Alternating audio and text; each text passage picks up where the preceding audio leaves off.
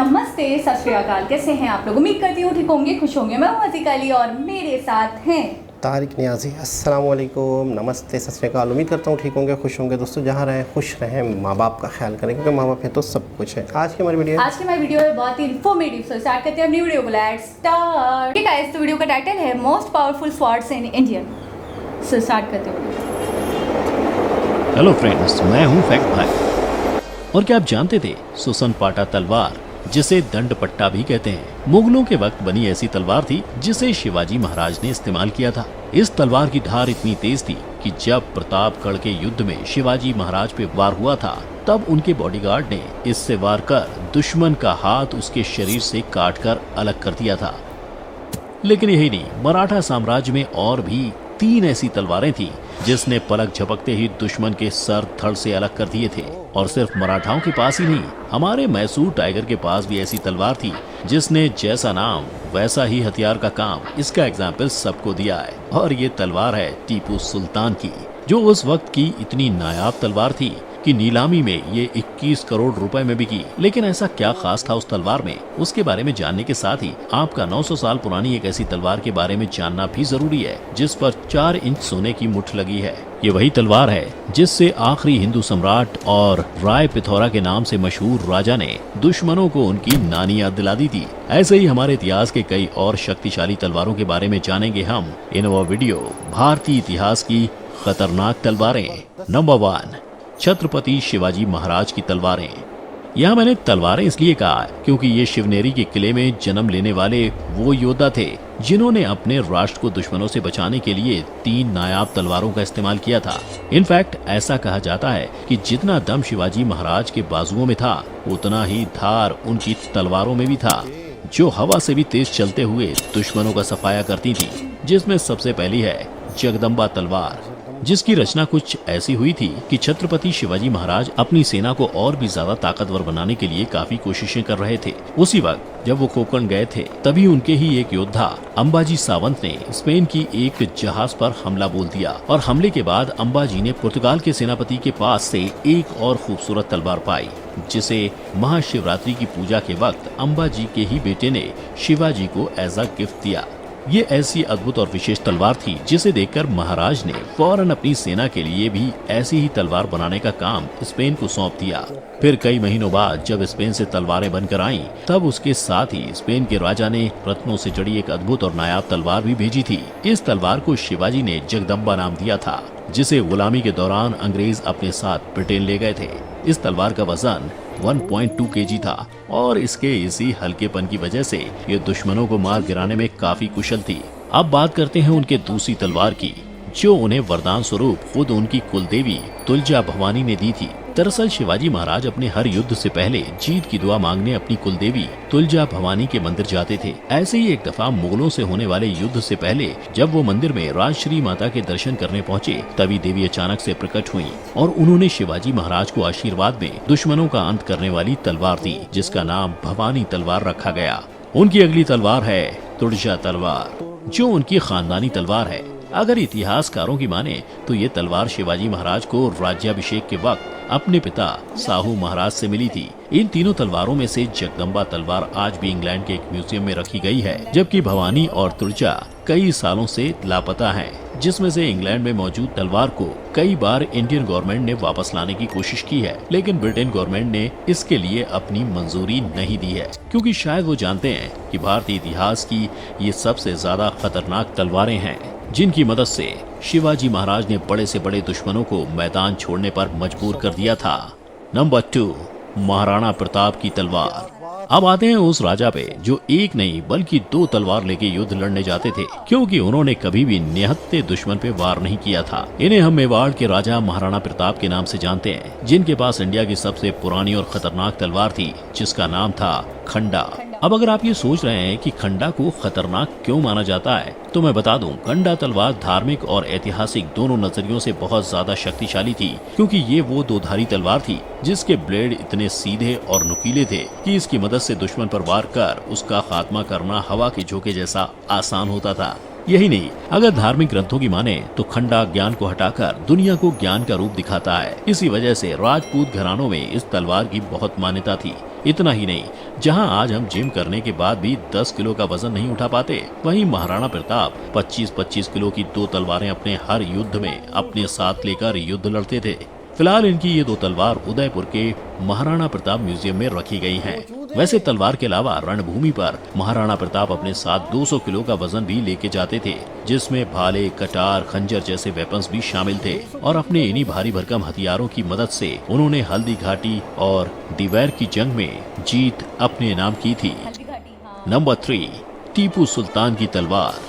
I am sure अगर आपने भी मन लगा के हिस्ट्री पढ़ी होगी तो आप इन्हें मैसूर के टाइगर के नाम से जरूर जानते होंगे। पर जो चीज आप नहीं जानते वो है इनकी तलवार, जिसे नीलामी में 21 करोड़ रुपए में बेचा गया था। और जानते हो इसकी नीलामी किसने करवाई है? खुद विजय माल्या ने। दरअसल विजय माल्या ने 2004 में 1.5 करोड़ रुपीस में इसे खरीदा था, लेकिन उनके परिवार का मानना है कि जब से तलवार उनके घर में आई है तब से उनका बुरा वक्त शुरू हो गया। इसीलिए उन्होंने लंदन के फेमस ऑक्शन हाउस बॉनहम्स में तलवार को डिस्प्ले के लिए रखा, जिसके बाद 21 करोड़ रुपए में उसकी नीलामी हुई, जिसकी वजह है इस तलवार पे बेशकीमती पत्थरों से बना बाघ।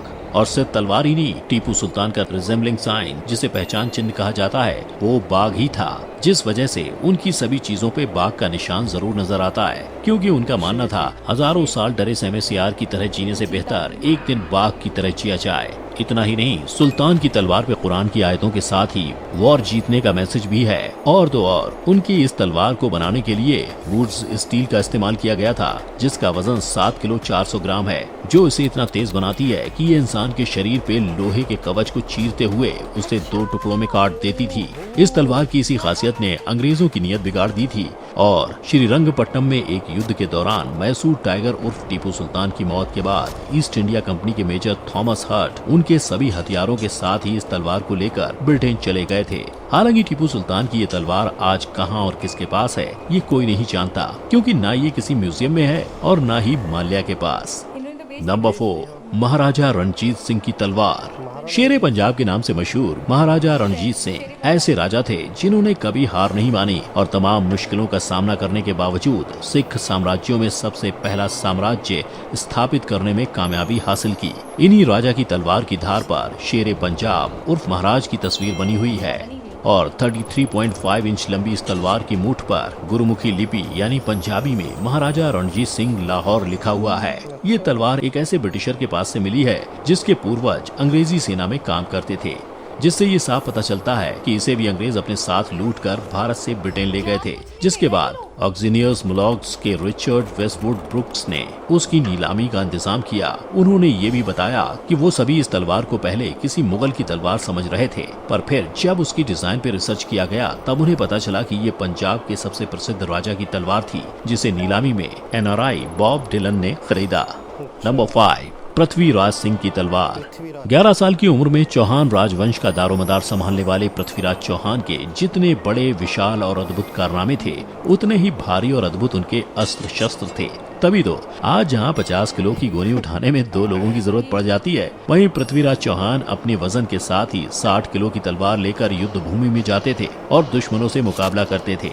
यही नहीं, इनकी इसी 38 इंच की तलवार को आकर्षक और राजवंश का प्रतीक दिखाने के लिए इस पर 4 इंच की सोने की मूठ भी चढ़ाई गई थी, जिससे उन्होंने इतिहास में अनगिनत युद्ध लड़े हैं। अगर लोगों की माने तो ऐसा कहा जाता है कि ये तलवार लगभग 900 साल पुरानी है और उनके वंश की खानदानी तलवार है। इसीलिए जब भी कोई राजा राजगद्दी पर बैठे तब राज्याभिषेक के वक्त उन्हें ये तलवार दी जाती।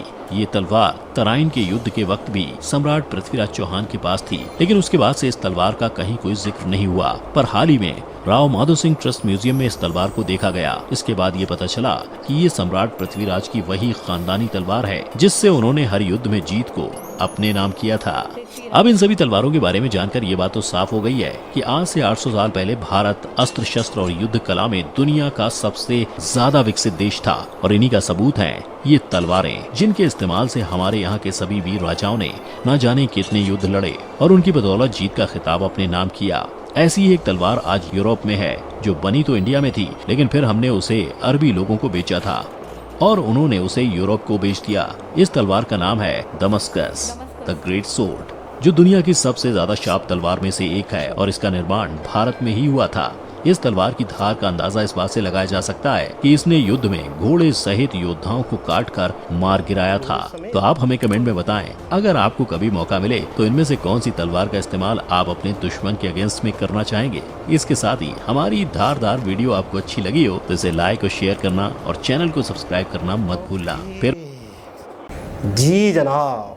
बहुत आला। लेकिन अच्छा, आज तक किसी और वीडियो में हमने इस टॉपिक के हवाले से बात नहीं करी। एक डिफरेंट टॉपिक था तलवारों के लिहाज से। अच्छा दमस्कस, एक ये तलवार के बारे में मैंने बुक्स में पढ़ा था और इसके बारे में यही पढ़ा था कि ये दूसरे यानी कि बहुत तरक्की याफ्ता जो देश हैं यानी कि वेस्टर्न कंट्रीज़ उनके पास है, लेकिन मुझे बेसिकली नहीं पता था कि इसे बनाया इंडिया नहीं था। बिल्कुल। अच्छा, मैं पहले तो एक अपनी ख्वाहिश बता दूं। मेरे जहन में एक चीज़ है कि कभी ज़िंदगी में एक बहुत बड़ा घर बनाऊंगा, उसकी एक बहुत बड़ी दीवार पे एक बहुत ही खूबसूरत सी तलवार लगाऊंगा। एक मेरे जहन में, दिमाग में, मुझे तलवारें बहुत पसंद है शोपीस के तौर पे। ठीक है, कभी ज़रूरत पड़े तो निकाल ले, काटना हो तो काट तो किसी ना लगाए तो बेहतर रहेगा। हाँ, तो शोपीस के तौर पे धार नहीं बनाएंगे उसके साथ, धार ना, लेकिन धार नहीं बनाएंगे तो दिल में मुतमईन नहीं होगा मेरा कि यार ये तलवार है। तो अपना बीमा करवा लीजिएगा। मतलब मैं क्यों अपना बीमा करवा लूँ, तलवार मेरी होगी ना। अच्छा खैर, एक बात ये है कि एक आध तलवार की हमें रियल वीडियो दिखी है। अच्छा, वो जो वीडियो वाला कैमरा जो है मोबाइल, जब वो भी किसी चीज़ से भी बन रही थी, जब वो नीचे जा रहा है तलवार को दिखा रहा है, वो ख़त्म ही नहीं हो रही। 38 इंच। तो मैं ये कह रहा हूँ, मैं ये सोच रहा हूँ कि 200-300 साल पहले इतनी बड़ी बड़ी तलवारें होती थी और इतने जानदार लोग हुआ करते थे, इतने मतलब है कि उनके अंदर इतनी ताकत हुआ करती थी कि 60-60 किलो की, 50-50 किलो की, और एक तो 200 किलो का सामान, 100-200 किलो का तीरें और भाला और 2 तलवारें भी। मतलब क्या लोग होते थे, क्या बहादुर होते थे, कितनी उनके अंदर ताकत होती थी, कितने, मतलब मैं हैरान हुई यकीन करें। अच्छा, मैं वहाँ पे हैरान हुई जब उन्होंने कहा एक तलवार 50 किलो की है और ये 2 लेकर मतलब दोनों हाथों से लड़ते थे।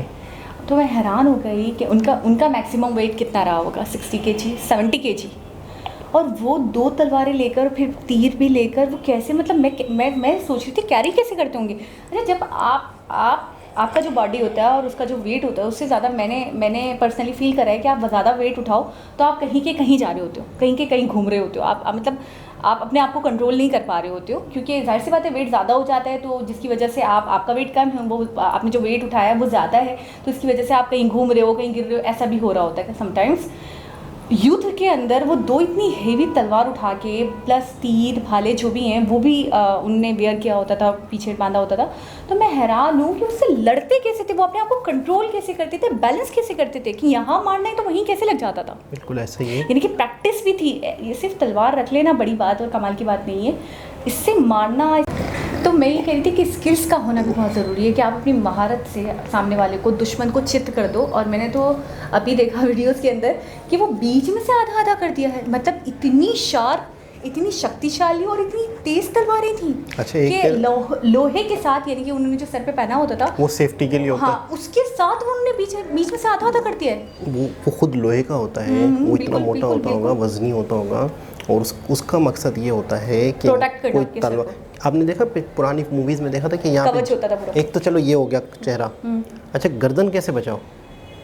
गर्दन पे वो लोग क्या करते थे कि जालियाँ लटकी होती थी, चेन। हाँ, देखा है। ठीक है ना। हाँ। और हाथों पे ये बाजुओं पे ना लोहे के, बाहुबली में भी तो देखा है। ठीक है ना। हाँ। वो सारा यहाँ से भी होता है। ठीक है, एक वो कवच होता है कि तीर लगे तो तीर से तो एक इंसान के जो वो ख़ास आज़ा होते हैं जहाँ पे लगे तो इंसान मर जाए, बच नहीं सकता। ठीक है ना, वो ख़ास आज़ा होते हैं, तो वो सारे प्रोटेक्ट किए हो जाते हैं।